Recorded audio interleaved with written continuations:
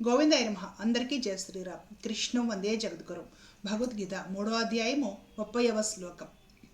మయి సర్వాణి కర్మాణి సన్యస్యాధ్యాత్మచేతసా నిరాశీర్నిర్మమో భూత్వా యుధ్యస్వ విగతజ్వరః.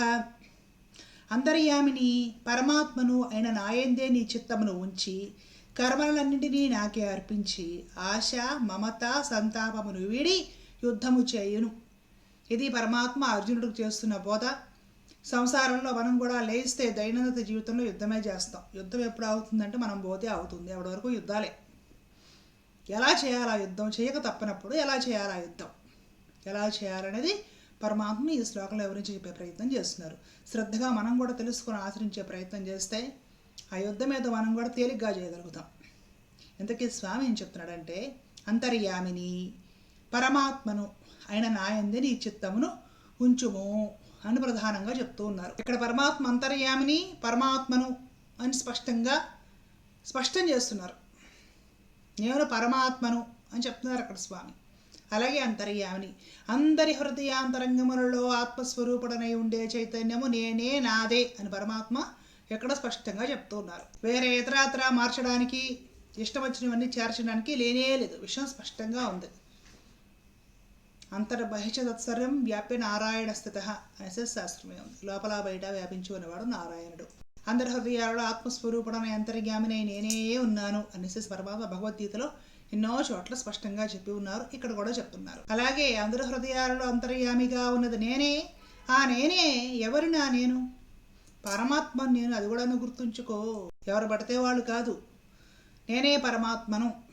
అందరి హృదయాంతరాళాలలో అంతర్యామిగా ఉన్నవాడిని, ఆత్మని, ఆ చైతన్యాన్ని, ఆ ఆత్మ అంశని నేనే అని స్పష్టంగా ఇక్కడ స్వామివారు చెప్తున్నారు. కాబట్టి అలా మన అందరి హృదయాంతరాళాలలో ఉన్న ఆ పరమాత్మే అందే చిత్తాన్ని నిలపాలట.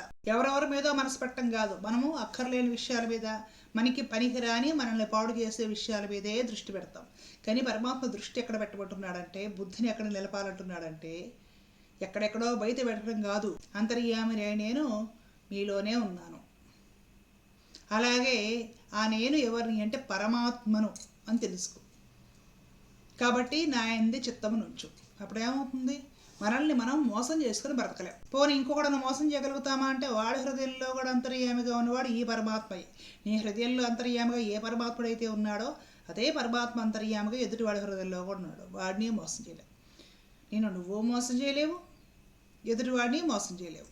బుద్ధి అంతర్యామిగా ఉన్న పరమాత్మ యందు నిలబడడం వలన కలిగే లాభం ఇది. మరి అప్పుడు ఇంకేం చేస్తావు? కర్మలు ఉంటాయి. చేసే కర్మలు నాకు అర్పించి పని భగవంతుడికి అర్పించాలి. ఈ పని భగవంతుడికి అర్పించాలి అన్న విషయం గురించి కొంచెం తెలుసుకునే ప్రయత్నం చేద్దాం. భగవంతుడికి ఒక పువ్వు అర్పించాలనుకున్నాం. ఎలాంటివి అర్పిస్తాం? చక్కగా వికసించిన సువాసనలు వెదజల్లే ఒక మంచి పుష్పాన్ని స్వామికి అర్పిస్తాం. ఒక పండు అర్పించాలనుకుంటాం. ఎలాంటిది అర్పిస్తాం?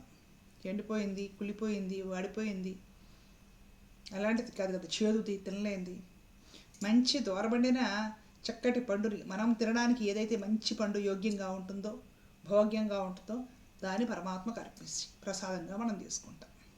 అంటే భగవంతుడికి ఏమర్పించాలి? శ్రేష్టమైనది అర్పించాలి. పనికి రాంది, పనికి మాలినవి అర్పించకూడదని అక్కడ మనకు స్పష్టమవుతుంది. ఇప్పుడు పరమాత్మ ఏం చెప్తున్నాడంటే, కర్మను నాకే అర్పించి అని చెప్తున్నాడు. అప్పుడు ఏం అర్పించాలి పరమాత్మకు? భగవంతుడికి కర్మలు అర్పించాలి అనే ఒక స్పృహ మనకుంటే మనము శ్రేష్టమైన కర్మలు చేస్తాం. దుష్ట కర్మలు, పాప పనులు, వంచే పనులు, మోసం చేసే పనులు అవన్నీ చేసే కృష్ణ అర్పణం అంటే కుళ్ళిపోయిన పండు ప్రసాదంగా పెడతావా నైవేద్యంగా? వాడిపోయి ఎండిపోయి తొక్కేసిన పువ్వుని స్వామికి అర్పిస్తావా? కాబట్టి దుష్టకర్మలు, పాపకర్మలు దేశాన్ని, సమాజాన్ని, మనుషుల్ని, జీవితాల్ని, కుటుంబాల్ని, వారి ఆలోచనలను, భావాలను మొత్తాన్ని నాశనం చేసి పాడు చేసే పనులు అవి చేసి కృష్ణార్పణను పరమాత్మకు అర్పించకూడదు. నీ స్వధర్మోచితమైన, స్వాభావికమైన, వర్ణాశ్రమ ధర్మోచితమైన చక్కటి పనులు అవి సమాజంలో కొందరికి కొన్ని నిమ్న స్థాయి పనులు దోషభూయిష్టంగా అనిపించవచ్చును గాక. నీవు దోషబుద్ధి లేకుండా వాటిని చక్కగా భగవంతుడు చూస్తున్నాడు అనే ఒక భావనతో, భగవంతుడిని పూజిస్తున్నాను ఈ పని ద్వారా అనే ఒక భక్తి భావనతో చక్కగా ధరాబద్ధంగా ఉత్సాహంగా పనిచేసి ఆ చేసిన పనే భగవంతుడికి నేను చేసిన పూజ అనే ఒక భావనతో భగవంతుడికి సమర్పిస్తే దాన్ని భగవంతుడు గ్రహించి దాని వలన నీకేదైనా తెలుసో తెలియక పాపం అంటినా అంటకుండా చేస్తాడు, పుణ్యం ఉన్నా అది కూడా లేకుండా చేసేస్తాడు. భగవంతుడికి ఇచ్చిన తర్వాత పాపపుణ్యాల ప్రసక్తి నీకేముంది? ఎటొచ్చి చేసేది కాస్త జాగ్రత్తగా భగవంతుడు హృదయంలో ఉన్నాడు, అంతర్యామిగా చూస్తున్నాడు అనే బుద్ధితో చేస్తే పిచ్చి పనులు మనం చేయకుండా ఉంటాం. ఆ విధంగా చేసి ఆ చేసిన దాన్ని భగవంతుడికి సమర్పించడం, ఇది పరమాత్ముడు ఇక్కడ స్పష్టంగా చెప్తున్నాడు. ఆ విధంగా ఉండి ఇంకా ఎలా ఉండాలట? కర్మలన్నింటినీ నాకే అర్పించి ఆశ మమత సంతాపములను వీడి యుద్ధము చేయము. ఆశ ఉంటే కూడా ఇబ్బంది. నేనే గెలుస్తా, గెలవకపోతే ఇబ్బంది, అవునా కాదా? ఎక్స్పెక్టేషన్ అనమాట. నాకు ఇది లభిస్తుంది, అది చేస్తే ఈ ఉత్సాహంతో చేయడం, లభించకపోతే ఏడవడం, నాకు ఇది లభించాల. ఈ ఏడుపు ఎక్కడికి వెళ్తుందంటే ఎదురు నన్ను చంపాలి, మనం అన్నది చావాలి, ఏదో ఒకటి జరిగిపోవాలి. ఇప్పుడు అని అర్థం. అంత దురదృష్టము, అంత దౌర్భాగ్య స్థితికి వెళ్ళిపోతుంది ఆశ అనేది. దాన్ని విడిచిపెట్టి ధర్మమని భావించి చెయ్యి. అలాగే మమత, ఇది కూడా విడిచిపెట్టు. మమకారం అన్నప్పుడు మళ్ళీ నాది, నా వాళ్ళు, ఎదుటిది పరాయి వాళ్ళు, ఈ స్థితికి వచ్చేస్తాం మనం. నా వాళ్ళు అనుకున్నప్పుడు ఒక విధమైన భావన, పరాయి వాళ్ళు అనుకున్నప్పుడు ఇంకొక విధమైన భావన. ఇలాంటి భావనలు మనకు వచ్చేస్తే చేసే పనుల్లో కూడా తేడాలు వచ్చేస్తాయి. అక్కడికి మరలా ఇబ్బంది అవుతుంది. అది విడిచిపెట్టి ధర్మం అనుకొని. సంతాపము, ఏడుపు. ఇప్పుడు అర్జునుడి స్థితి అదేగా. అయ్యో ఎదుటి పక్షంలో కూడా నా వాళ్ళు ఉన్నారు, వాళ్ళకి ఏదైనా అవుతుందేమో అంటే తన వాళ్ళు లేకుండా మొత్తం అంతా ఏ రాక్షసులు గట్టి శత్రువులు ఉంటే ఈ బాధ కలిగేది కాదు అర్జునుడికి.